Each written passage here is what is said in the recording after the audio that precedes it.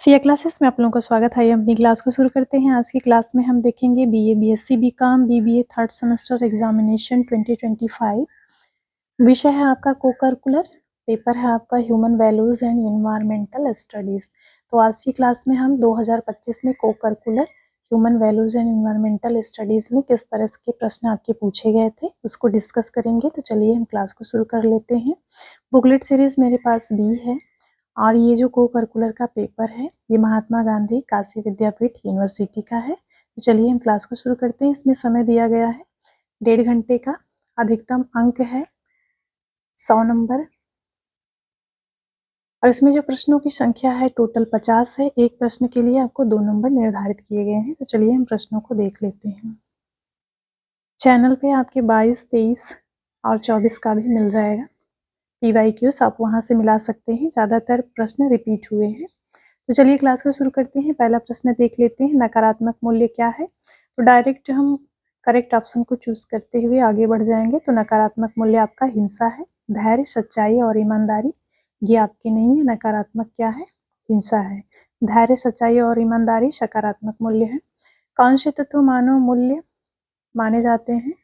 तो जो मानव मूल्य माने जाते हैं वो है सत्य, शांति, धर्म, प्रेम।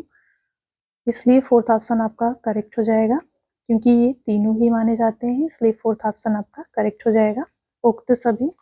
अगला है तुम मुझे खून दो मैं तुम लोगों को आज़ादी दूंगा। ये कथन किसका है? तो ये कथन आपका सुभाष चंद्र बोस जी का है, इसलिए थर्ड ऑप्शन आपका करेक्ट हो जाएगा।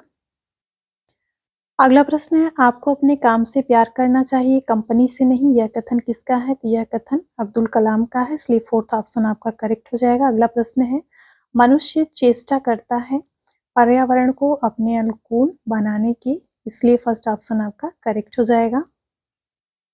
अगला प्रश्न है, सौर ऊर्जा प्राप्त होती है। तो सौर ऊर्जा सूर्य से प्राप्त होती है, इसलिए थर्ड ऑप्शन आपका करेक्ट हो जाएगा। अगला प्रश्न है, महाभारत युद्ध में अर्जुन के सारथी थे। तो अर्जुन के सारथी कृष्ण थे, जो कि ऑप्शन में नहीं है, इसलिए फोर्थ ऑप्शन आपका करेक्ट हो जाएगा, इनमें से कोई नहीं। अगला प्रश्न है, नर्मदा बचाओ आंदोलन का प्रणेता कौन है? तो नर्मदा बचाओ आंदोलन का प्रणेता मेधा पाटेकर है, इसलिए फर्स्ट ऑप्शन आपका करेक्ट हो जाएगा। अगला प्रश्न है, एक अच्छी पुस्तक हजारों दोस्तों के बराबर होती है। यह कथन किसका है?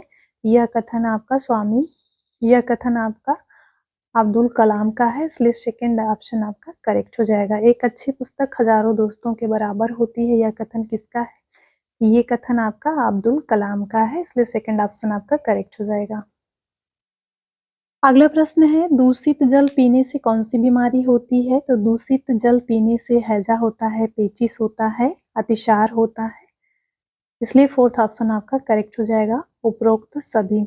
पेड़ पौधे कौन सी गैस बाहर निकालते हैं? जो पेड़ पौधे होते हैं वो कार्बन डाइऑक्साइड को ग्रहण करते हैं और कार्बन ऑक्सीजन को बाहर निकालते हैं, इसलिए थर्ड ऑप्शन आपका करेक्ट हो जाएगा। जो पेड़ पौधे होते हैं वो कौन सी बाहर गैस निकालते हैं? तो ऑक्सीजन को बाहर निकालते हैं और कार्बन डाइऑक्साइड को ग्रहण करते हैं, इसलिए थर्ड ऑप्शन आपका करेक्ट हो जाएगा, क्योंकि इसमें बाहर निकालने की बात कही गई है। तो पेड़ पौधे क्या देते हैं? ऑक्सीजन देते हैं, इसलिए थर्ड ऑप्शन आपका करेक्ट हो जाएगा। अगला प्रश्न है, मिलेट्स की खेती के लिए आवश्यक है। मिलेट्स मतलब जो मोटे अनाज होते हैं उनकी खेती के लिए क्या आवश्यक होता है? उनकी खेती के लिए कम उर्वरक भूमि की आवश्यकता होती है, कम पानी की आवश्यकता होती है, कम समय की आवश्यकता होती है, इसलिए फोर्थ ऑप्शन आपका करेक्ट हो जाएगा, उपरोक्त सभी। अगला प्रश्न है, धूल प्रदूषण रोकने के लिए उपयुक्त वृक्ष है। तो जो धूल प्रदूषण होता है उसको रोकने के लिए जो उपयुक्त वृक्ष होता है वो अशोक का होता है, इसलिए फर्स्ट ऑप्शन आपका करेक्ट हो जाएगा। अगला प्रश्न है, अखबार में कौन सा विषैला तत्व होता है? तो अखबार में लेड नाम का विषैला तत्व होता है, इसलिए थर्ड ऑप्शन आपका करेक्ट हो जाएगा। अगला प्रश्न है, घर में हानिकारक विकिरण के स्रोत हैं। तो घर में जो हानिकारक विकिरण का मुख्य स्रोत होता है या सबसे बड़ा स्रोत होता है वो रंगीन टीवी है। इसके बाद आपका मोबाइल फोन है।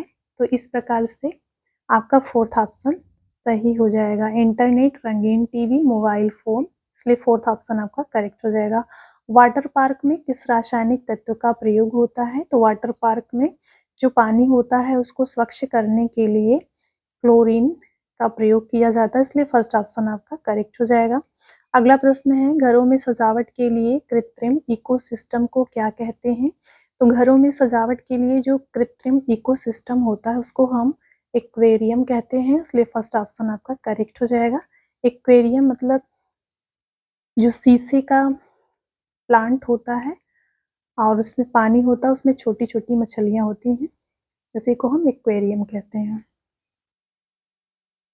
अगला प्रश्न है, अहिंसा एक मूल्य है, तो अहिंसा एक सकारात्मक मूल्य है, इसलिए सेकंड ऑप्शन आपका करेक्ट हो जाएगा। अगला प्रश्न है, मूल्यों को हम सीखते हैं, तो जो भी हमारे मूल्य होते हैं उसको हम घर में सीखते हैं, पास पड़ोस में सीखते हैं, स्कूल में सीखते हैं।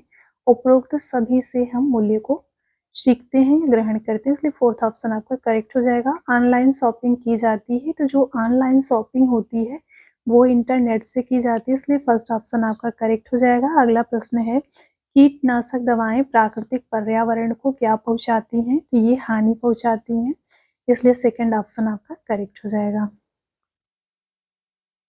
अगला प्रश्न है, आत्मनिर्भरता एक मूल्य है, तो आत्मनिर्भरता एक मानवीय मूल्य होता है, इसलिए सेकंड ऑप्शन आपका करेक्ट हो जाएगा। अगला प्रश्न है, मूल्यों का आधार है, तो मूल्यों का आधार सामाजिक होता है, दार्शनिक होता है, मनोवैज्ञानिक होता है, इसलिए फोर्थ ऑप्शन आपका करेक्ट हो जाएगा, उपरोक्त सभी। एक भारतीय नागरिक के रूप में हमें क्या नहीं करना चाहिए? तो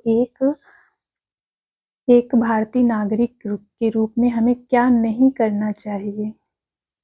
भ्रष्टाचार का विरोध भी करना चाहिए, पर्यावरण का संरक्षण भी करना चाहिए, धोखाधड़ी करनी चाहिए। धोखाधड़ी नहीं करनी चाहिए, क्योंकि यहाँ पे पूछा है कि एक भारतीय नागरिक के रूप में हमें क्या नहीं करना चाहिए, तो धोखाधड़ी नहीं करनी चाहिए, इसलिए थर्ड ऑप्शन आपका करेक्ट हो जाएगा। अगला प्रश्न है, सादा जीवन उच्च विचार किसका जीवन मूल्य है? तो सादा जीवन उच्च विचार ये आपका महात्मा गांधी जी का जीवन मूल्य था, लाल बहादुर शास्त्री का था, पंडित दीनदयाल उपाध्याय का था, जो कि ऑप्शन में नहीं है, इसलिए फोर्थ ऑप्शन आपका करेक्ट हो जाएगा, इनमें से कोई नहीं। अगला प्रश्न है, वायु की गुणवत्ता को दर्शाता है, तो वायु की जो गुणवत्ता होती है वो AQI एयर क्वालिटी इंडेक्स दर्शाता है, इसलिए सेकंड ऑप्शन आपका करेक्ट हो जाएगा। अगला प्रश्न है, भारत में भ्रष्टाचार कहाँ कहाँ देखने को मिलता है? तो राजनीति में भी मिलता है, व्यवसाय में भी मिलता है, नौकरी में भी मिलता है, इसलिए फोर्थ ऑप्शन आपका करेक्ट हो जाएगा, उपरोक्त सभी। अगला प्रश्न है, निम्न में से कौन सोशल मीडिया का भाग नहीं है? तो सोशल मीडिया का भाग व्हाट्सएप भी है, फेसबुक भी है, इंस्टाग्राम भी है, लेकिन जो ईमेल है ये सोशल मीडिया का भाग नहीं है, इसलिए थर्ड ऑप्शन आपका करेक्ट हो जाएगा। अगला प्रश्न है, अब्दुल कलाम के अनुसार शिक्षा का मुख्य उद्देश्य है? तो अब्दुल कलाम के अनुसार जो शिक्षा का मुख्य उद्देश्य होता है वो होता है नैतिक विकास, इसलिए फर्स्ट ऑप्शन आपका करेक्ट हो जाएगा। अगला प्रश्न है, कौन सा मानवीय मूल्य सामाजिक न्याय और समानता को बढ़ावा देता है? तो स्वतंत्रता, न्याय, समानता, इसलिए फोर्थ ऑप्शन आपका करेक्ट हो जाएगा, उपरोक्त सभी। अगला प्रश्न है, उठो जागो न रुको तब तक लक्ष्य जब तक लक्ष्य न मिल जाए। उठो जागो न रुको जब तक कि लक्ष्य न मिल जाए, ये कथन किसका है? तो ये कथन है आपका स्वामी विवेकानंद का। अगला प्रश्न है, साइबर अपराधों से स्वयं सुरक्षा करना कहलाता है? तो ये आपका साइबर सुरक्षा कहलाता है, इसलिए सेकंड ऑप्शन आपका करेक्ट हो जाएगा। अगला प्रश्न है, नेटवर्क सुरक्षा का उद्देश्य क्या है? तो गोपनीयता, अखंडता, उपलब्धता, इसलिए फोर्थ ऑप्शन करेक्ट हो जाएगा, ये सभी है। अगला प्रश्न है, गांधी जी के अनुसार सत्याग्रह का आवश्यक सिद्धांत क्या है?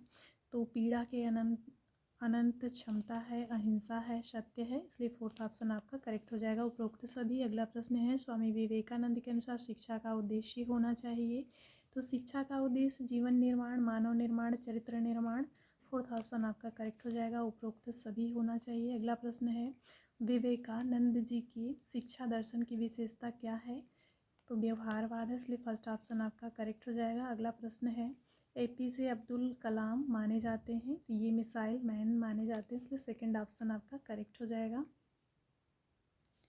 अगला प्रश्न है, युवा दिवस किसके जन्मदिन पर मनाया जाता है? तो युवा दिवस स्वामी विवेकानंद के जन्मदिन पर मनाया जाता है, इसलिए सेकंड ऑप्शन आपका करेक्ट हो जाएगा। अगला प्रश्न है, स्वामी विवेकानंद का पूर्ववर्ती नाम क्या था? तो नरेंद्र नाथ दत्त था, इसलिए सेकंड ऑप्शन आपका करेक्ट हो जाएगा। अगला प्रश्न है, प्रबंधन एक प्रक्रिया है, तो जो प्रबंधन होती है यह एक मानसिक प्रक्रिया होती है, इसलिए फोर्थ ऑप्शन आपका करेक्ट हो जाएगा। अगला प्रश्न है, मेट्रो नगरों में प्रदूषण का मुख्य स्रोत क्या होता है? तो ईंधन चालित वाहन होता है, इसलिए सेकंड ऑप्शन आपका करेक्ट हो जाएगा। अगला प्रश्न है, सरोवर में तेजी से वृद्धि करता है, तो जलकुंभ भी करता है, इसलिए फर्स्ट ऑप्शन आपका करेक्ट हो जाएगा। भूतलीय प्रकोप कौन से हैं? ज्वालामुखी, भूकंप, भूस्खलन, ये सभी हैं, इसलिए फोर्थ ऑप्शन आपका करेक्ट हो जाएगा। स्वच्छता ही सेवा है कार्यक्रम का आयोजन किया गया था 17 सितंबर से 2 अक्टूबर तक, इसलिए थर्ड ऑप्शन आपका करेक्ट हो जाएगा। अगला प्रश्न है, स्वच्छ भारत अभियान शुरू किया गया था किसके द्वारा? नरेंद्र मोदी के द्वारा, फोर्थ ऑप्शन आपका करेक्ट हो जाएगा। ओडीएफ का पूरा नाम क्या होता है? तो ओडीएफ का पूरा नाम खुले में शौच से मुक्त, इसलिए फर्स्ट ऑप्शन आपका करेक्ट हो जाएगा, फ्री फ्रॉम ओपन डिफेक्शन। अगला प्रश्न है, कौन सा राज्य भारत में ओडीएफ मुक्त राज्य है? फर्स्ट ऑप्शन आपका करेक्ट हो जाएगा, सिक्किम। अगला है, भूकंप की तीव्रता मापने का पैमाना क्या है? तो रिक्टर स्केल है, इसलिए सेकंड ऑप्शन आपका करेक्ट हो जाएगा। अगला है, पृथ्वी के तापमान में वृद्धि से वनस्पति पर क्या प्रभाव पड़ेगा? पृथ्वी वनस्पति विहीन हो जाएगी, पेड़ पौधे सूख जाएंगे, वनाग्नि बढ़ेगी, उपरोक्त सभी। फोर्थ ऑप्शन आपका करेक्ट हो जाएगा। विश्व पर्यावरण दिवस कब मनाया जाता है? तो ये आपका 5 जून को मनाया जाता है। तो ये टोटल आपके 50 प्रश्न हुए। तो क्लास यहीं पे समाप्त होती है।